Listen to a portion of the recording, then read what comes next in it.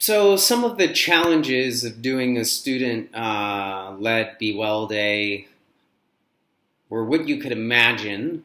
Um, Even though you have some of your best and brightest students working on these things with you, they're still teenagers, they're still kids, and it's not like they could just do everything without an adult in the room. Some of the things that I found were the most important are that you keep them on task. Again, even these are your best and brightest. They are kids. They'll get off topic. They'll start talking about things that are unrelated to what they're doing. And then it's helpful to be in the room and be like, hey guys, let's remember why we're here, and helping to bring that focus back to the topic at hand.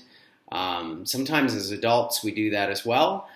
So that's something that a grown-up can do in the room. Another thing is to remember to keep them realistic. So it's good for them to learn about things like logistics and budgeting and all of those kind of things that are really important for any successful event. So you need to be the person in the room saying, I don't think we can get a hot air balloon for that. Or maybe you're the person in the room kind of explaining, like in this situation, the different kinds of health restrictions that we have, making sure that you know about whether it's health restrictions, fire and safety, any kind of things that they might not think about from that kid perspective, to be the adult in the room and to be the one that lets them know these are some things that we need to consider. Usually when they hear the feedback, they immediately take it and go, oh, okay. And then they'll come back with some ideas that are a little more grounded in reality. Another thing that's very important is to keep them motivated. Just like anyone, kids will hit a wall. They'll have all these great ideas, and then some days they'll just kind of get stuck. And maybe if they get stuck too many times in a row, they might start thinking, can we do this?